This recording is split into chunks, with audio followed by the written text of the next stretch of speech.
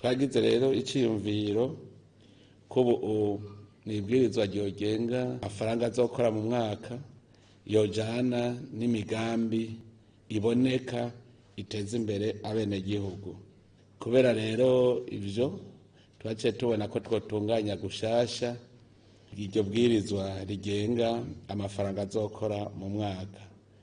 Ko ari umuhini mushasha rero dutegerezwa twese guhanahana ivyiyumviro kugira ngo tubibone kumwe, nuvuga yuko ayo mahera rero azohura n'imigambi itegekanijwe yo gukorera abenegihugu. Rero ntumbero tugiye kwiha nuko tugendera ku ngingo yuko amafaranga yose ategerezwa kwinjira mu kigega yose yinjira kandi tukayabona, hanyuma agasohoka agiye gukora ibikorwa biteza imbere abenegihugu kandi navyo nyene bikaboneka.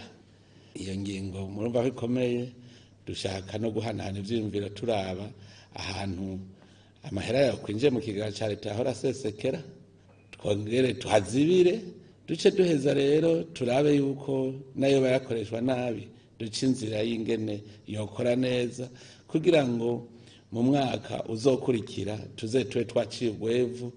Turifuza yuko abenegihugu koko bobona ingaruka z'umutahe baba baduhaye dukoreshe ku mwaka, bakabona bati umwaka uheze umwimbu uzoboneka.